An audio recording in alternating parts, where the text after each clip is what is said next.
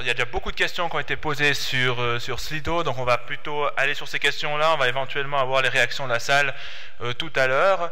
Et puis, merci d'accueillir comme il se doit, qu'il arrive sur scène, Christian Constantin.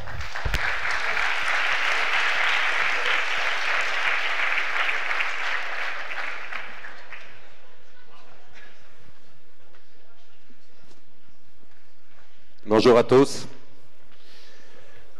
Alors sur les thèmes de l'entrepreneuriat, on va rester là-dessus, on ne va pas non plus parler des résultats du F-Session, il y a eu beaucoup de questions là-dessus, mais un peu sur le début, Christian Constantin, vous avez commencé très jeune l'entrepreneuriat. Est-ce que vous êtes inspiré de votre père, qui est encore beaucoup actif malgré ses 86 années? De qui vous vient cette envie, cette volonté de l'entrepreneuriat? Je ne savais pas faire autre chose. Parce que l'école m'intéressait peu. Je vais vous dire, la première fois que l'école m'a moins intéressé, je pense que j'avais une dizaine d'années. Et puis on nous expliquait à l'époque, alors il y avait des heures d'histoire, des heures de géographie, qui prenaient le temps qu'il fallait prendre. Et puis on nous expliquait l'histoire suisse. Puis une fois, j'avais un prof qui nous expliquait Morgarten. Puis il nous expliquait que finalement, il y avait quelques Suisses, une 10 ou une quinzaine de Suisses, qui avaient réussi, avec quelques cailloux, à bousiller l'armée autrichienne. OK. Alors nous, quand on avait 10 ans, on pouvait croire à la légende en disant c'est possible, mais le prof qui en avait 60, que lui, il croyait, c'était un peu plus douteux pour moi. Et j'ai bien compris qu'à partir de là, la meilleure manière d'apprendre, c'était en regardant, en essayant de comprendre et puis en essayant d'avancer tout seul, plutôt que d'écouter des choses qui ne sont pas forcément rationnelles et instructives à vouloir apprendre. Voilà. Sur le management, peut-être, en particulier en cette semaine de la grève de la femme, qu'est-ce que vous en pensez des managers féminins? Il y en a peu. Est-ce que ça peut être un frein pour ces personnes-là? Comment vous estimez que les femmes sont moins présentes dans ce domaine-là? Je pense que c'est comme dans le foot. Pourquoi aujourd'hui le foot féminin prend sa place? Parce que finalement, les filles s'intéressent, les filles veulent commencer, apprennent à jouer, apprennent à avoir finalement les mêmes droits que les garçons, et puis elles apprennent à s'affirmer.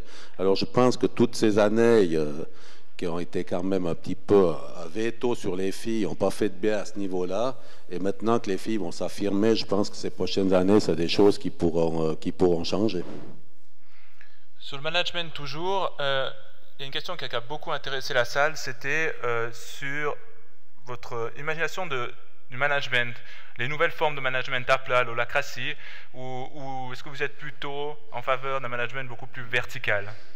Bon, moi, je suis surtout en faveur d'un management que j'écoute les gens, que si ce qu'ils me disent c'est pertinent, j'utilise, mais qu'à la fin, pourvu que ce soit mon idée.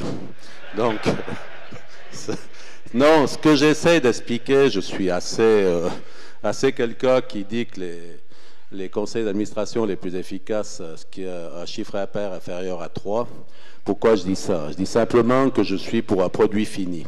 Alors, on a vu avant David qui nous expliquait que finalement, il a dû se creuser la tête pour pouvoir participer à 5 centimes sur 100 francs qu'un jeans peut se vendre.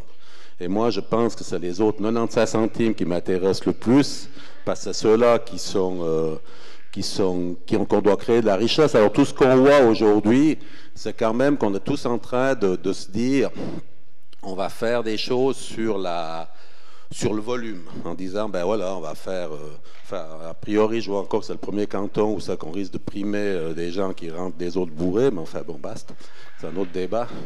Mais sur les choses, je dis, c'est dans une autre école, sur les choses, on m'aperçoit qu'on a de la peine à savoir créer de la richesse, et c'est un peu le drame de notre canton, parce que on a quoi? On a 51 000 ou 52 000 de PIB cantonal par personne. Quand Bâle en a 150 000, et même les Neuchâtelois qu'on dit qu'ils ne sont pas terribles sont déjà à 86 000.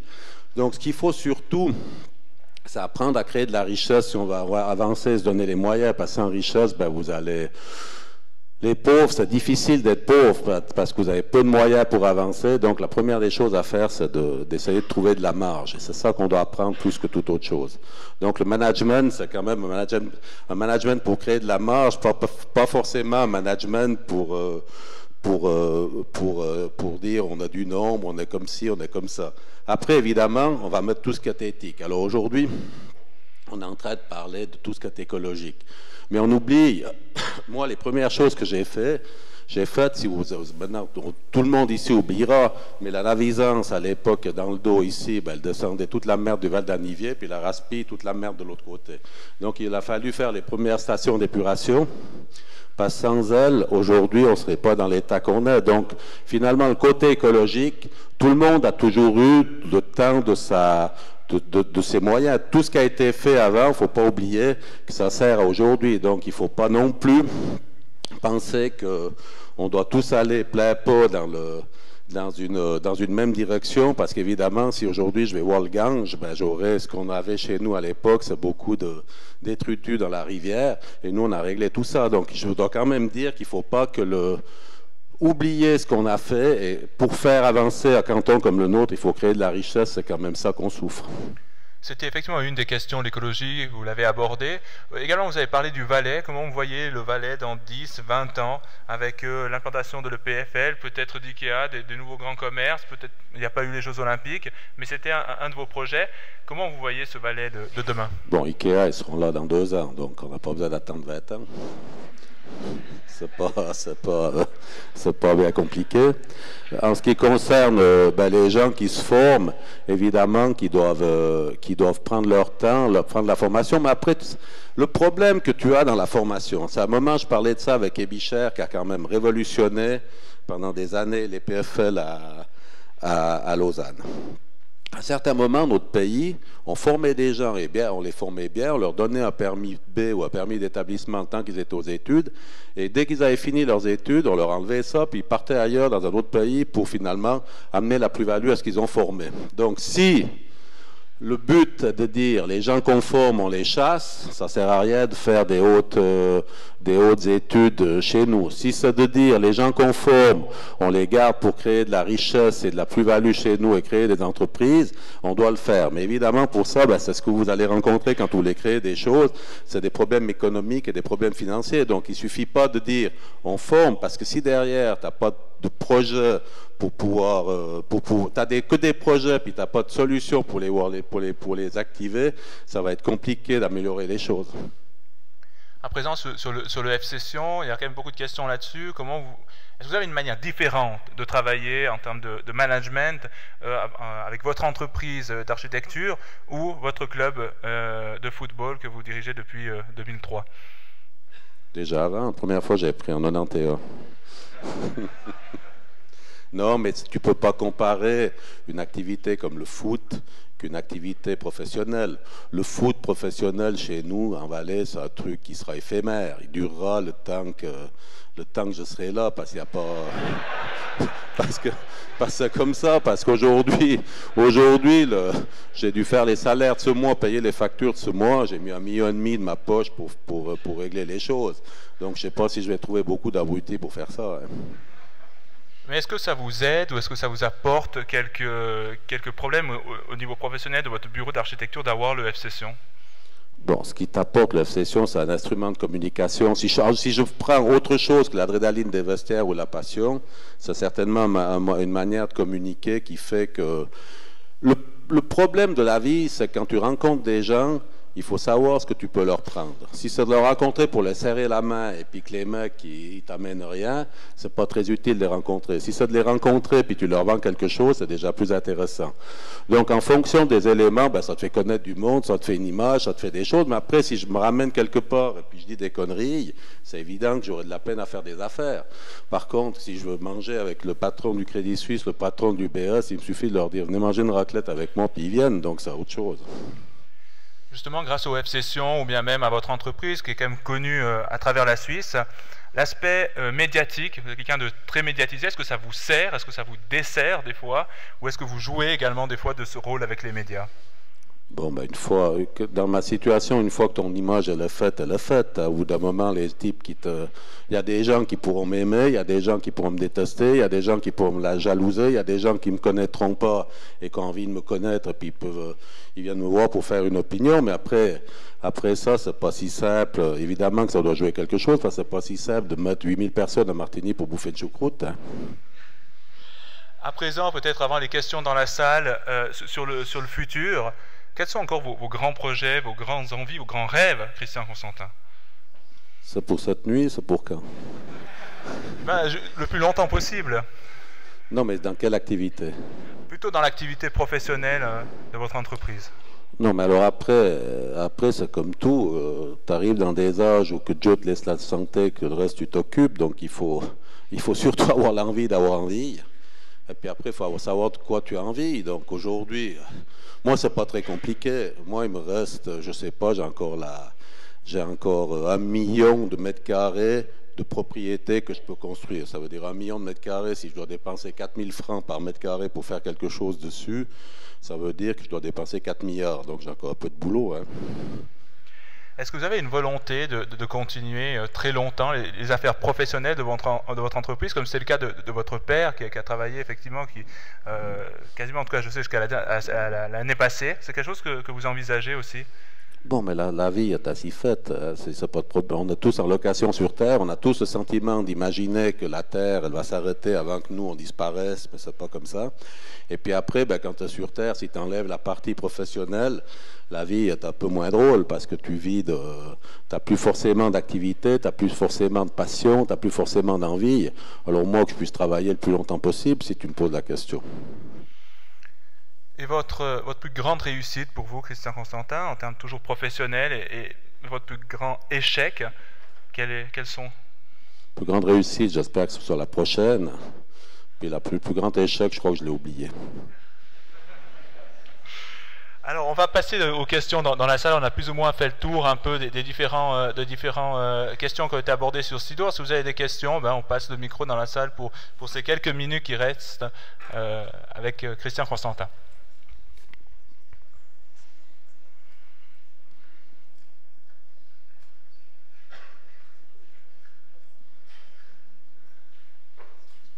Parfait. Quand même une question.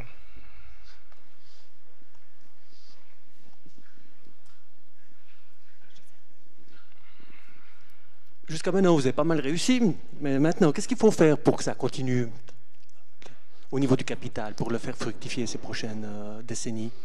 Tu parles de quoi? D'argent? Tu parles de quoi? Pour continuer, c'est pas compliqué, il faut travailler. T'as pas besoin de faire autre chose. Et vous avez les personnes? Mais travailler après... Le problème de travailler, c'est savoir comment travailler.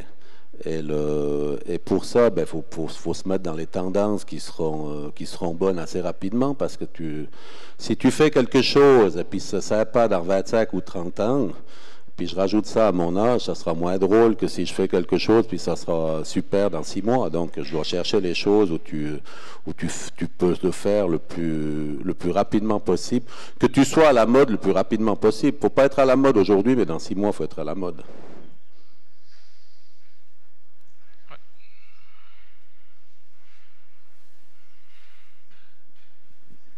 Bonsoir. Comment vous vous tenez au courant de ces tendances?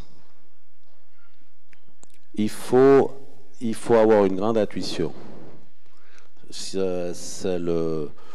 Les meilleures intuitions, je les ai entre 2h30 le matin et 4h30 du matin. Si tu me poses la question quand c'est que tu vas te dire, tiens, il y a un truc à faire, c'est dans ces heures-là.